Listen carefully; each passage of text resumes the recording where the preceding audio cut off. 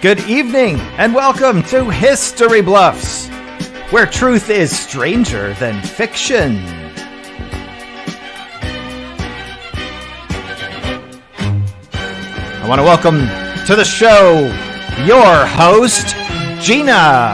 Hi, everybody. Hi. I couldn't find my hole. Now I have it. Everybody knows I'm right in my hole now. Good evening. Welcome to History Bluff. Hey, Adam, can you take me out of my hole? All right, hole. Come on out of that hole. Get onto the stage. There you are. Better. Hey. Much less claustrophobic. Good to see you, Gina. Hey, everybody. This is History Bluffs. My friend Adam Bellis is helping us tech, so everybody say hi to Adam. Hey. Hi, everybody. Adam represented all of you, by the way, in that little moment. And so what we're going to do now is we're going to play a game called History Bluffs. And I want to tell you a couple of things about the show. We're going to play, a lot of us met and we worked in a comedy place, and we decided that there are really moments in history that are actually stranger. The true stories of history are actually stranger than some of the fictional stories. So what we'll do tonight is we're going to tell you 3 stories, and you get to choose which of those you think is actually not true, which is the bluff. So what we're gonna have 3 people telling stories in 3 rounds, and then at the end you get to decide who is actually telling the truth and who is bluffing. So that's pretty much it. Play along, but let's get our armchair historians up here on the stage right now, and we're going to start with our first historian, Chris Berry. Everybody, welcome to the show. Hi, Chris. How you doing? Hi, I'm doing well. Thanks, Gina. How are you doing? Good. We've been doing a lot of history here on this show, and you've been researching a lot of things. And if there was something in the world that you could change, like an event that could change the course of history, what would that be? It would be the realization that broccoli is actually good for you. I hate broccoli, so I would change that because it seems to be like the vegetable that's forced upon you when there's only one vegetable as a choice at a restaurant, and it's broccoli because it's good for you. So, why not spinach? I love spinach. Why not spinach? I love that answer. And I'm kind of thinking of all the coloring books with all the carrots and the broccoli. That would be gone. Like, that's a great idea. Yeah, that's a great idea. So with that in mind, let's bring along Alan Forbes to the stage. Alan, welcome. Hello. Hello. Hey, everybody. Thanks for having me. Hey, how are you? I'm doing well. How are you, Gina? Good. I'm great. Actually, whenever I watch you do one of these shows, or I listen to you do one of these shows, you have amazing quotes. And so I was just curious if you had, and I know I'm putting you on the spot, but what might be your favorite quote from history? A quote from history? Oh, well, I'm not going to think of one off the top of my head, but the first one that comes to mind is I regret having one life to give to my country. I think that's a great quote. That's very cool. Yeah. And I think that was very sweet of Oprah to say that. Like, I think we're good. So I think the next, ladies and gentlemen. So that's really sweet. Actually, who did really say that? Do you know? I'm not really sure. See, that's the thing. It's off the top of my head, so I'd have to Google it. It was in the Revolutionary War. I don't remember his name either. Sorry. If anybody can type it in the side, we'll give you free tickets to our next show. Okay, so now Nathan Hale, I believe. Is it? Yeah. No. Really? No, I don't know. So anybody can type it in if they find it. But this is the only time during the show that you get to use Google. I'll explain why in a minute when we introduce Charlie Downs to our stream. Hello, Charlie. I'm still a little scared about Gina and her hole from the beginning. Many men have said the same. I don't know. That's what I heard. Okay, so hey, speaking of places you can visit, Jackson Hole. I actually had this question pre-written, and it just went together. What is a place? If you had to pick a place, it could be from old times or currently here on the in the world. Where would you want to go visit? Like, what era and which place would you want to visit if you could visit any place in the world? I don't know. I've thought about that before. Definitely. Well, I mean, like, I am just like the weirdest, pickiest eater, and so like any time more than like 20 years before now, I would not have lived very well. So like I'm doing pretty good where I am right now. I don't know. Like I'd love to go back to Europe. Europe is kind of fun. Like, but it would be like like I don't even want like medieval Europe. I want like contemporary Europe. I'd You like need a go to a you couple need of like improv shows or something. yeah, like you need like a French chef or some fancy chef or something like that exists. So, well, no, I don't want. That's the weird thing is I don't want fancy. I just don't want gruel. You know what I mean? That's gonna be like we should put God. that on our logo. I don't want fancy. I just want gruel. We And I was just gonna say we went to Disneyland Paris a couple years ago, and they've got a French cafe because of Ratatouille in Disneyland Paris, and you're just That's like, fantastic. why am I going to spend all this money when I could just walk outside and get a French? Yeah, like you can get French food anywhere you could. Yeah. Let me ask you this: do you like broccoli? No. Alan? I do like broccoli. Oh, okay. It's one of Alan my and I favorite like vegetables. Yes. Yeah, I enjoy it too. And in fact, my cousins, their last name is Broccoli. So that's fun. kind of cool. I know. They call themselves the Broccoli Bunch. No joke. God. Are they related to the guy who makes the James Bond movies? Yes. Cubby. No, I don't know. Is there really a broccoli that makes Cubby James Bond? broccoli. Yes. Oh, I don't know. You know what? I have to find out. And he has a star on the Walk of Fame. That would be cool. Wow. That's awesome. Well, I didn't know that, and I have to ask them if they know that. I have no idea. That's fun. So those are things I didn't know, and like now we know, and so we're going to learn some more. And so I'm going to tell you guys, just hold tight. Right now, the way that the game works is we give the players one topic. They can interpret that topic any way they want, and I'm going to give them that topic now. Let them go and do any last-minute research that they want to do on the topic, and then I'll tell you the rules of the game. So tonight, your topic is trick. T-R-I-C-K, trick. So gentlemen, go do what you need to do to get your stories together. Adam, could you please put up the rules card? And I'm going to tell everybody here how this goes. So ladies and gentlemen watching the show or listening, the way the game works is that these guys are going to have 2 minutes for their last minute research on the topic of trick. They can tell you a story. Their story can be completely true or it can be completely false. Whichever way it goes, they're allowed to use maybe some historical figures from the time and things like that, but they cannot lie for their story cannot be a lie. They cannot go to, we are doing this live, so there's a chat box, and they cannot go to that chat box and take anything from the audience to incorporate into their story or use for help or research. And then one thing, if you're playing along at home, one thing that I would love for you to do is to play and not look at Google. That was what I was laughing at. I could see him in the green room. Alan's having a great time.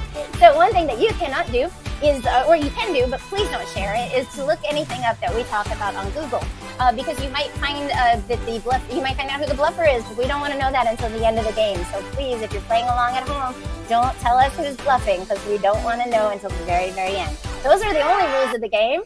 So that's pretty much it. And we're I could have danced to that all day. I know, Ellen was like, I want to see how long you could do that. That was jazzercise music right there. All right. So, well, we're gonna get right into it. Unless anybody else has any, I think we're good, right? Ready? Everybody ready? Picture. Okay. So let's start. I'm going to start with Alan because he's just so jazzy right now. And your topic is trick, and let's bring him to the center of the stage. And Alan, your round is going to have 60 seconds to begin. So this. Which round? And this round is going to be round 1. Alan, Adam's going to put a timer on the clock, and your story begins now. Wow, that was a lot of sounds. Anyway, that was some sort of a trick. Not just any kind of trick, Cheap Trick. That's what I was inspired to research. Cheap Trick. Yes, the American rock band from Rockford, Illinois. Sorry, everyone else who decided to study Cheap Trick, but I got to be first. Anyway, they were formed in 1973 by guitarist Rick Nielsen and bassist Tom Peterson and lead vocalist Randy Hogan and drummer Bun E. Carlos. The current lineup of the band consists of frontman Robin Zander, Nielsen, and Peterson. Cheap Trick released their self-titled debut album in 1977 and found success where? In Japan, with the release of their second album In Color later that year. The band would achieve mainstream popularity in the United States in 1979 with their breakthrough album Cheap Trick at Budokan. Where's Budokan? It's in Japan! Cheap Trick reached the top 10 in the U.S. charts in 1979 with Budokan Live version of I Want You to Want Me. And there's more time? Okay, they topped the charts in 1988 with The Flame, which is another song. Oh, that's great. Alan, that was really fun. At one point, though, you were talking about Jeep trick. I think it was it was whatever it is you call that. Like it's a typo when you make a mistake in typing. What is it when you're speaking? What is that? Misspeaking? I don't know. Anyways, verbal gap. Humble. And so, Chris, what do you think about that story? You buying it? Well, I think it's a cheap trick on Alan's part to take Cheap Trick because it was one of the things that I was thinking about doing, but I had the foresight to say maybe someone else is going to take Cheap Trick, so I did not go down that path. I chose another form trick for inspiration, but he made the mention that they are an American band, but all their success so far has been in Japan. So I'll be curious how he clarifies that later in his story. That's awesome. Okay, so I wrote that down because that is kind of funny. And Charlie, what do you think? I'd love your opinion, your buy-in. Well, I mean, like what are those names? Like Bun E something? I mean, like is Chuck E. Cheese also in the band? Mr. Stay Charles tuned. Entertainment Cheese. I mean, like who? That's not a real name. You're just making this stuff up. It's almost like you didn't even know what the topic was going to be, and you're just making stuff up as you come along. Man, Charlie, that was really good, and I'm not buying this story because it's so far really cheap on details. So I agree. I didn't know any of those people. He could have been naming anybody, and I wouldn't have. I'd be like, no. So, we're going to actually swing on over to another player so that we can hear their story. Charlie, why don't you start us out? What's your story about? Talk to us. All right, I'm going to call this story David Copperfield and the disappearance of Nathaniel Bender and the Pyramids of Giza. That's very specific. Yeah, I like to name my stories. Okay, great. And so, Charlie, before you begin, I want to let you know that your round is going to be timed. It's going to be 60 seconds. And if you're ready, your time begins right now. Okay, picture this. It's March 1985, okay? David Copperfield, because it's trick, right? So magic trick. I skipped over that part. But he's gonna film a live special for NBC in Egypt. Okay, this is like a year after he made the Statue of Liberty disappear, and but he hasn't yet crossed like the Grand Canyon or gone through the Wall of China. Okay, so he's in front of an audience of like 200 audience members. Okay, they've been ushered into this room. Okay, and then the trick starts and the walls of the room fall down because they're just like they're sheets, and it's revealed in front of them the pyramids of Giza. Okay, and so they bring the walls back up, and when they drop again, the first pyramid is gone. They bring them back up, they drop them again, the second pyramid is gone. They bring them back up, the third pyramid is gone. They bring them back up, they drop them, everything is where it should be, except for Nathaniel Bender. Wait a minute, who's Nathaniel Bender? I guess we'll have to find out in the second round. Alan, what do you think?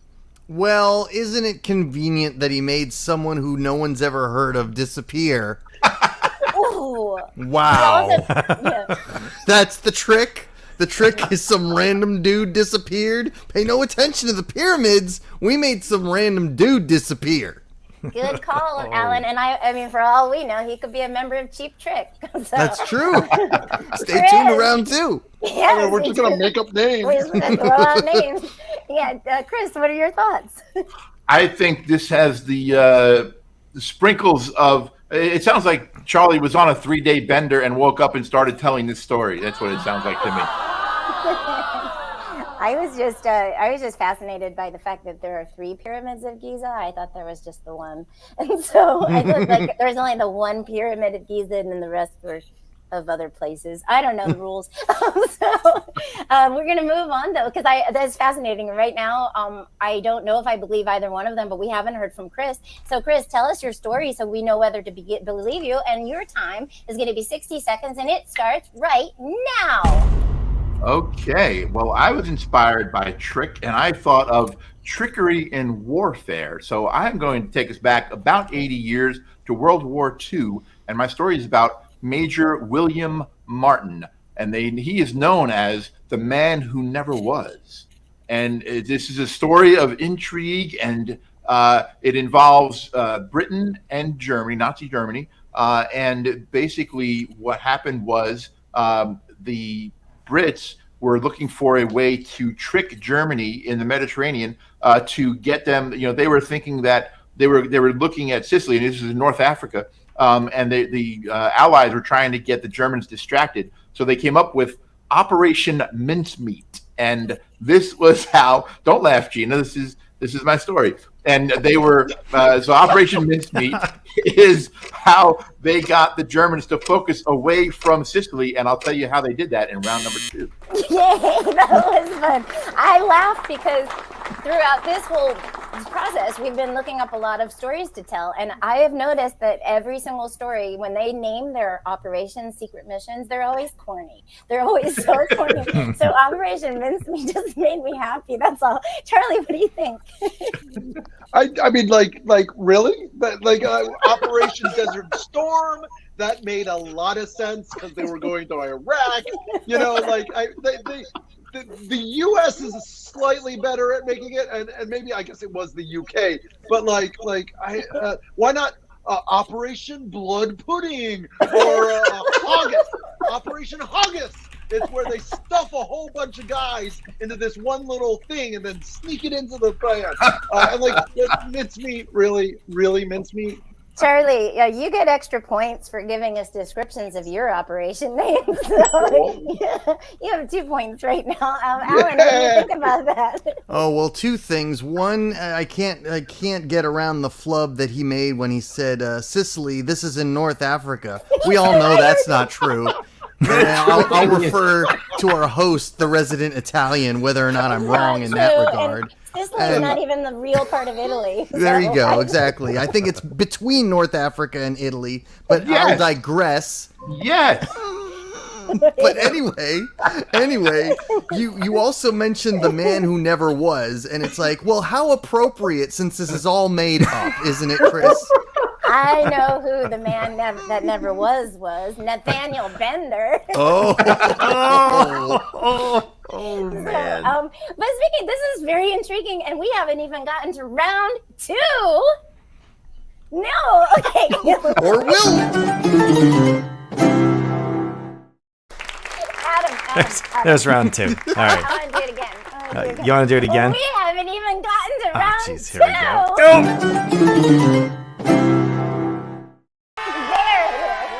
Looks like I'm not the only one drinking, Adam.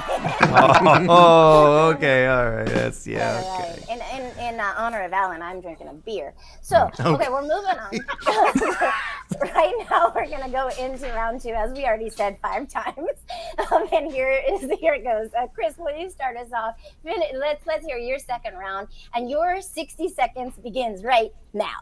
All right. So, in Operation Mincemeat, not haggis. They being the British intelligence outfit, they were intending to trick the Germans about where the Allies were going to invade Southern Europe from North Africa. That's where this all ties in together. And they purposely had documents that outlined their plans, their invasion plans, fall into the hands of the Germans, utilizing Major William Martin. Turns out William Martin was actually a man named Glyndwr Michael, and he was a homeless man from Wales who was already dead.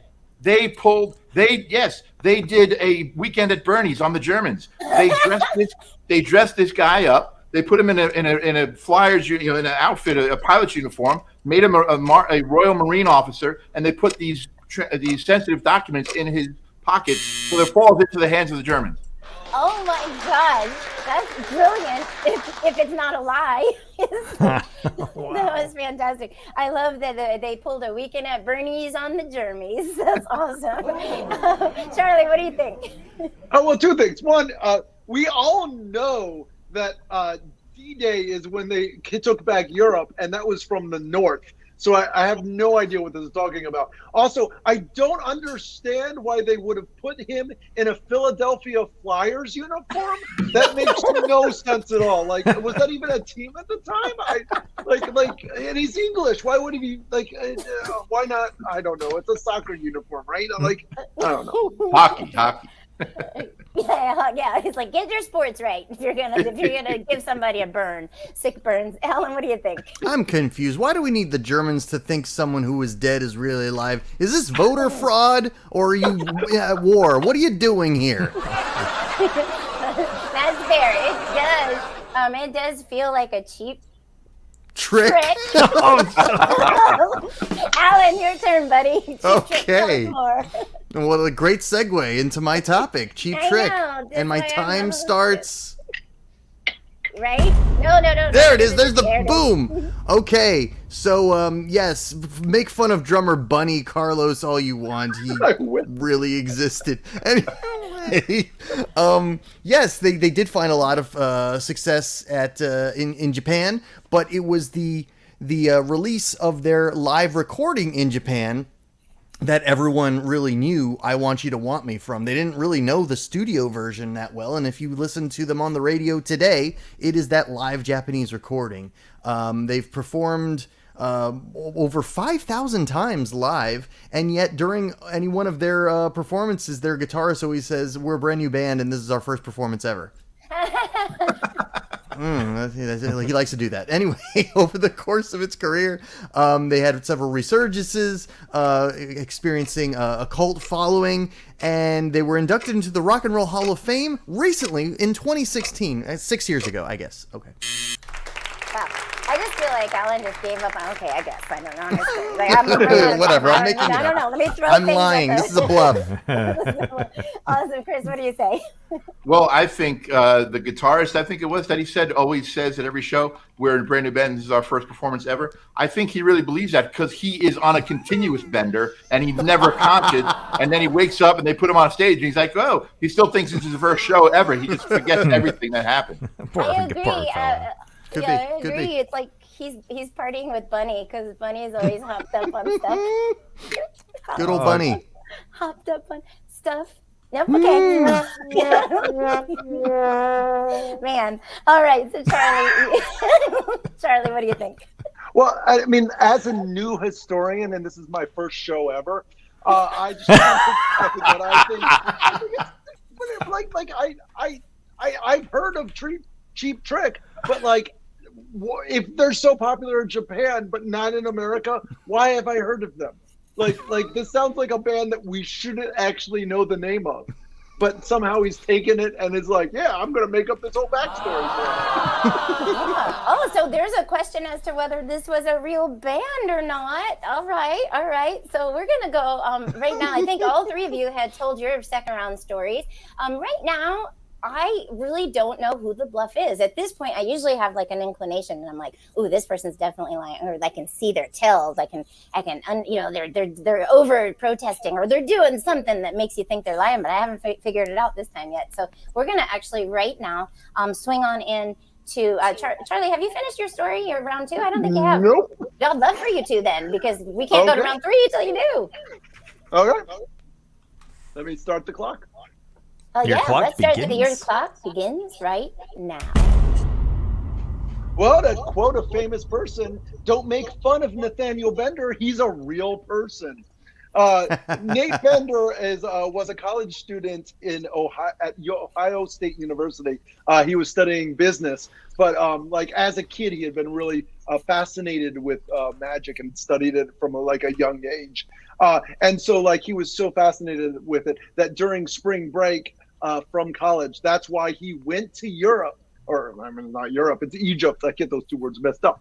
He went to Egypt and saw this performance. And that's where things get a little foggy. Is there are tickets to Europe, but we don't know if he ever actually made it. We just don't know that. We just know that he doesn't.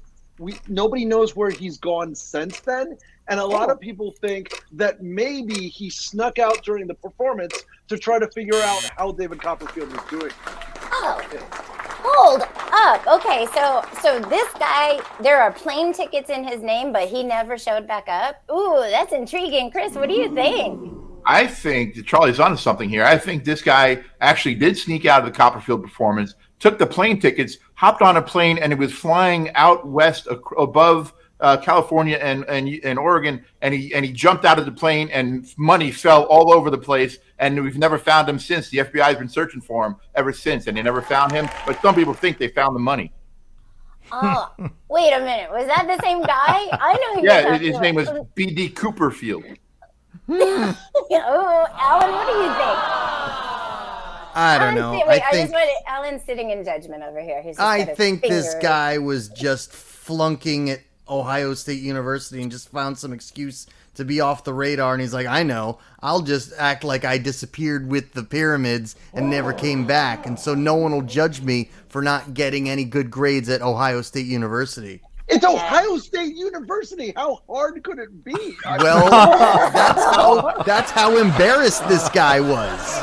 Yeah, and everybody knows that if you're going to go to school for magic, it's Hogwarts. So we're going to move on now. This is going to be one of my favorite rounds because this is where we're going to find out whether or not people are telling the truth or not. And that is round 3. All right, so we have Alan's cheap trick story. It is a cheap story. Chris is telling us about Nazis, and Charlie is telling us about David Copperfield and his good friend Nate Bender.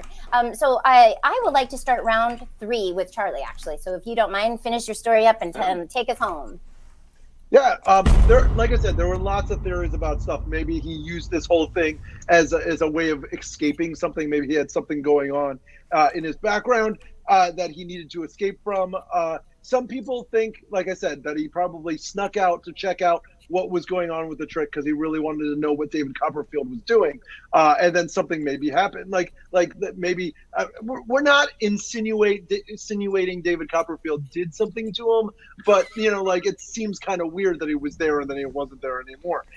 And some people even have a conspiracy theory that they think that he's actually now living on Musha Cay, which is the island that David Copperfield bought and has now called the Islands of Copperfield Bay. So that's what the conspiracy theory is. Whatever happened to Nathaniel Bender doesn't matter because David Copperfield went on to make many more specials and even recently had a residency in Las Vegas. Wow, I didn't know that he had an island. Is it anywhere near Japan? No, Cheap Trick is not playing the island. That's right. Awesome. Chris, what do you think? I wondered the same thing. I wondered about that connection to the islands, but I Copperfield owning his own island and call it Copperfield Bay sounds pretty egocentric. And if he had this guy Bender as a prisoner there, I don't know. Is he a prisoner? Is he apprentice? Is he an apprentice magician? I'm a little confused. I'm just gonna say I'm intrigued by Charlie's story. That's how I'll leave it at that. Okay, that's very cool. And Charlie doesn't want to, insinuate that David Copperfield did it or anything, but we all know David Copperfield did. Alan, what do you think? The guy's name is Nathaniel Bender. He enrolls at the Ohio State University. He clearly has got a long line of alcoholics in his family. This guy showed up at one of the pyramids that wound up disappearing, and he was probably passed out somewhere on it, and he's just lost. He just got lost and he woke up somewhere, and he doesn't even know where he is. Maybe he is on David Copperfield's island. I can't tell if Alan is saying that my story is true or false. I don't know, Charlie, but it intrigued me because I picture this Nathaniel Bender drinking on top of one of the. He fell asleep on a pyramid. That was just a funny visual. Because pyramids come to a point. There's not very much room for your whole body, even at all, much less like an air mattress. Like there's just it will pop. I don't know. That pokes holes into Alan's story. I'll tell you that. Well, he could lean against it. Yeah, it could be leaned on it. We'll be comfortable, very comfortable. All right. Well, we have to move on then. Did anybody have any other thoughts on that one? No, right? Okay, so hey, Chris, why don't you tell us the rest of your story in your part, and your story begins right now. Okay, so Major William Martin was the name they created for this Welsh homeless man. They put him in a pilot's uniform, made him an officer, filled his pockets with sensitive information about their invasion plans. They told the German, they threw this, and they dumped the body as if he was shot down and he washed up in Spain. And Spain gave that sensitive information to Germany, and Germany thought that the Allies were going to invade in Greece and Sardinia, therefore taking their attention away from Sicily because the Allies were invading from North Africa into Southern Europe to soften up the front and distract so that they could later invade Normandy and the north, as someone pointed out earlier. So the Germans looked at Greece and Sardinia, and the Allies actually invaded in Sicily. So Major William Martin, who didn't really exist, he saved thousands of lives by his dead body washing up in Spain for helping World War II. That is amazing. That really is amazing. I just had a clarification. Did the Germans kill the little guy? The little. I know it's a dead guy that they were using, but did they take that homeless man and just kill him? That's the same man. He's dead. Oh, this is the same man. Oh, okay. I was mixed up. I thought that they used his name only. Okay, showing how cruel they are, they did kill him again. yes, they were very serious about that war. They were. Alan, what are your thoughts? What do you think? This is the brilliant nation of Germany who designed all this technology in World War II, and they can't even beat a dead guy. I don't know. This sounds very suspicious, to say the least. Well, I would just say I think it's jet streams. I mean, they didn't count on that. And so, Charlie, what are your thoughts about that story? I at this point, all we're doing is beating a dead horse. I mean, no, it's a dead German. Oh, a dead Welshman. Oh, it's a dead Welshman. Yeah, why the long face, they say. I like, why would you make up a story about a dead guy? That just seems weird. I'm more worried about Alan's mental state than I am about this game at this point. I really I love that. I love that everybody's like, why are we listening to these stories? To throw some suspicion of their own stories, which leads us to the best part of the show. The best part of the show is the last story, and that's Alan. Oh, okay. Alan, you take us home, and your timer starts right now. Well, shame on all of you for not believing that Bun E. Carlos exists. He's the one of the longest members of the band. He's been around since before their lead singer Robin Zander, back in 1973, and was still in the band through 2010. But yes, it is no longer 2010, so he's no longer in the band. But anyway, yes. So I guess those of you who don't think he's in the band are technically right, because as of 2022, the recording of this, he is not in the band anymore. So there's that. So anyway, what else is there to say about the band Cheap Trick? I don't know. They were inducted into the Hall of Fame, introduced by Kid Rock. So there's a thing. Thank you. Carlos was on drums, by the way, when they were inducted. Oh, okay. All right, well, that's a compelling story. You could have at least played him off with Cheap Trick.